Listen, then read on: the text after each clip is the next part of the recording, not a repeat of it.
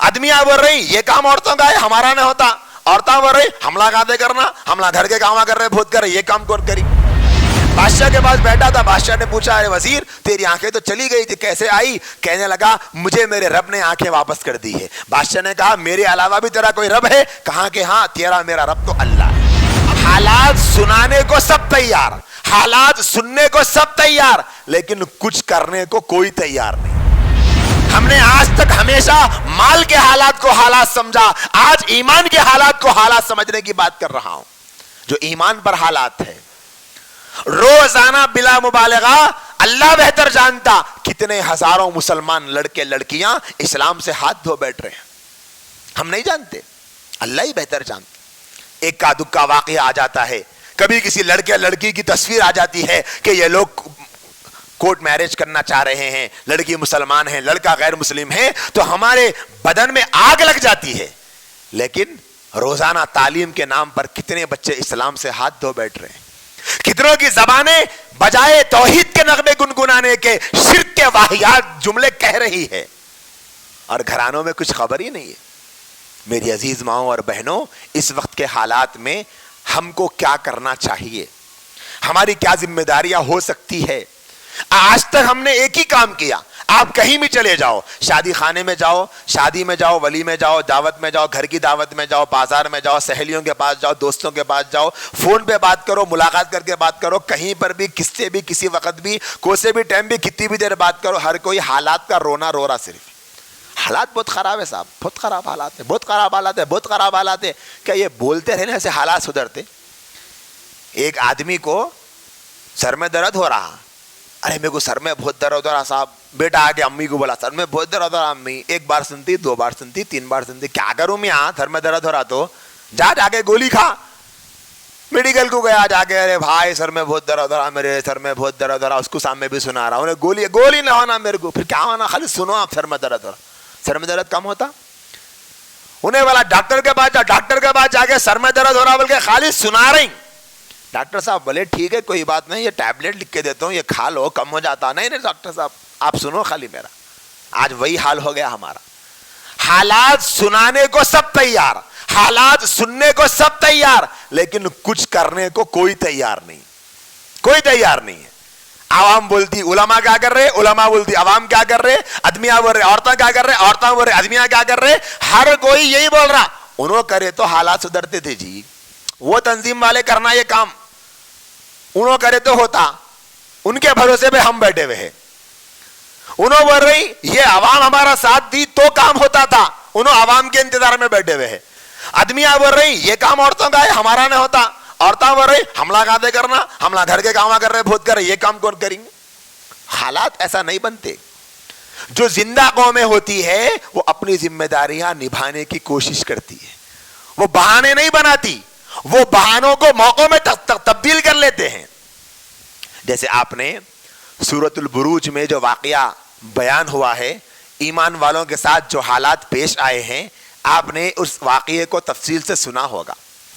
मैं सरसरी तौर पे सुनाना चाहता हूं। एक बादशाह, यमन का बादशाह, उसके बाद एक जादूगर रहा करता था। वो जादूगर बूढ़ा होने लगा। उसने कहा कि मुझे एक ज़हीन नौजवान बच्चा मेरे हवाले कर दो, मैं उस बच्चे को मेरा जो फन है जादू का वो उसको सिखा दूंगा, ताकि मेरे बाद में ये आपके काम आ सके। अब एक नौजवान का इंतखाब किया गया जिसका नाम अब्दुल्ला था।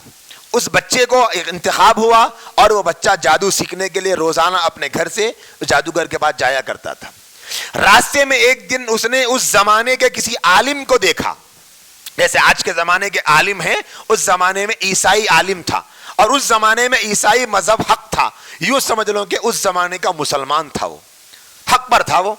तो उस जमाने के आलिम के पास में गया, आलिम की बातें सुनता था, तो उससे उसके ईमान में बढ़ने का उसको एहसास होता था। लगता था कि इसकी बातें बड़ी अच्छी है। जादूगर के पास जाता था तो उसकी बातों से इसको वहशत होती थी। एक दिन, दो दिन, चंद दिन गुजरे।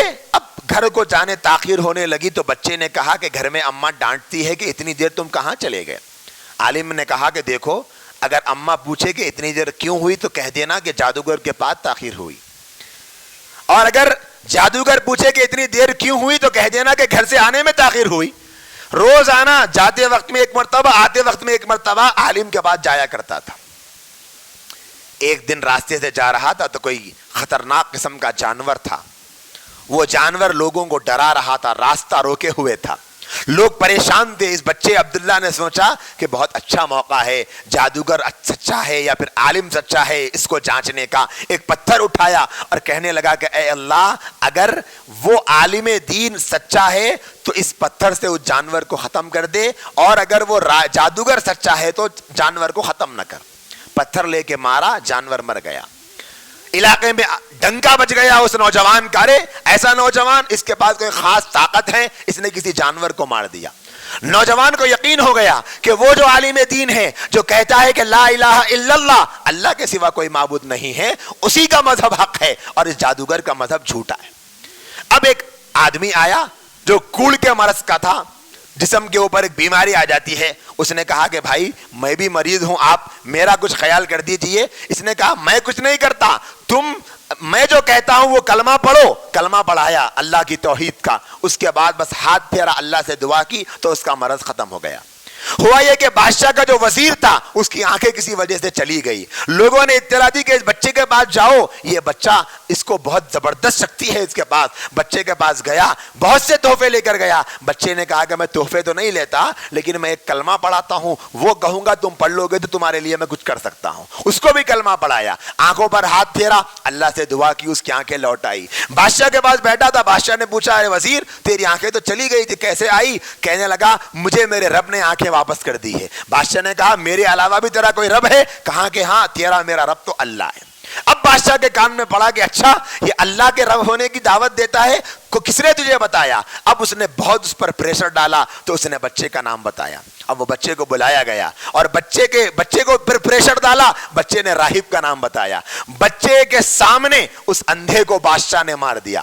اس راہب عالم جو تھا اس کے سر پہ آرا رکھ کے اس کے جسم کے 2 ٹکڑے کر دیے. یہ بچہ سارے منظر دیکھ رہا تھا. اب امتحان کا وقت آ گیا. ایک تو اس اندھے کا امتحان کا وقت ہوا, ایک تو اس راہب کا ایمان کا امتحان ہو گیا. اب بچے کے ایمان کا امتحان کا وقت آیا. بچے نے کہا میں تو یہی گواہی دیتا ہوں کہ اللہ ایک ہے, اس کے علاوہ کوئی معبود نہیں.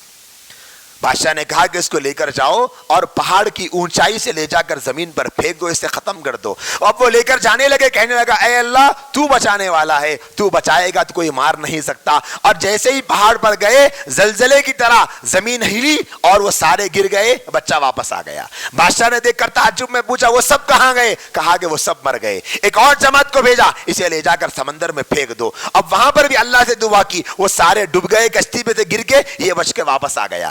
اب بچے نے کہا کہ اگر تم مجھے مارنا چاہتے ہو, میں جو طریقہ بتاؤں گا تم وہی طریقے میں مجھے مار سکتے ہو. بادشاہ نے کہا کیا وہ طریقہ ہے؟ کہا سارے شہر کے لوگوں کو ایک میدان میں جمع کرو. سب کو جمع کیا گیا. کہا گیا کہ سولی کا پھندا تیار کرو. تیار کیا گیا. نوجوان نے کہا کہ ایک تیر لو ترکش میں سے, پھر کہا کہ بسم اللہ.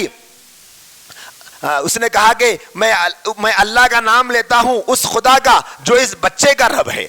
حاضل رب حاضل عبدی, اس بچے کا, اس بندے کا رب ہے, اس کے نام سے میں یہ تیر چلاتا ہوں. اللہ کا نام لے کر تیر چلایا, سیدھے تیر بچے کے حلق میں لگا اور وہیں پر وہ شہید ہو گیا. وہ جو مجمع پورے علاقے سے آیا تھا شہر بھر سے, اس سارے مجمع نے دیکھا تو اسی وقت سب نے کلمہ پڑھ کے مسلمان ہو گئے سارے.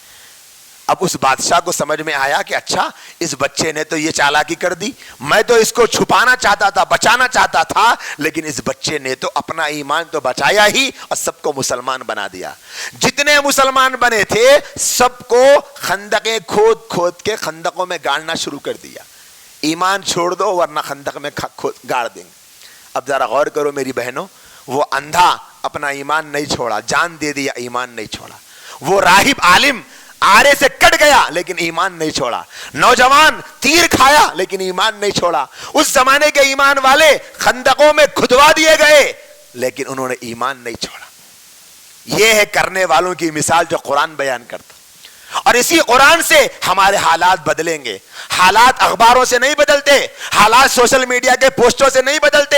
ہمیں یہ غلط فہمی لگا دی گئی ہے کہ تم جتنے پوسٹ شیئر کرو گے اتنے حالات بدل جائیں گے. حالات بدلتے ہیں قرآن میں غور کرنے سے, حالات بدلتے ہیں قرآن کو اپنی رہنما کتاب مان کر اس کی رہنمائی میں زندگی گزارنے سے, حالات بدلتے ہیں قرآن کی روشنی میں اپنی زندگی کے فیصلے کرنے سے, حالات بدلتے ہیں قرآن کی روشنی میں حالات کا جائزہ لے کر قرآن جو رہنمائی کرتا ہے اس کے مطابق زندگی گزارنے سے. آج ہماری زندگیاں اس سے خالی ہو گئی, اسی لیے کچھ نہیں کر سک رہے. آپ دیکھو اگر ایک لڑکا ایک لڑکی کی غیر مسلم کی شادی ہو رہی, اگر آپ ایک پوسٹ ڈالیں گے 1000 لوگ شیئر کرتے. دیکھو 15 دن کے بعد شادی ہے, کہتے سب جنے مل کے روکنا ہے, لہذا اتنا شیئر کرو کہ وہ بچی کے اماں باپ کو معلوم ہو جانا. یہ حل ہے پرابلم کا؟ کوئی حل نہیں ہے. سب دیکھ رہے لیکن پھر اپنی بیٹیاں بھی جہنم کے گڑھے میں جا رہی, وہ بھی دیکھ رہے.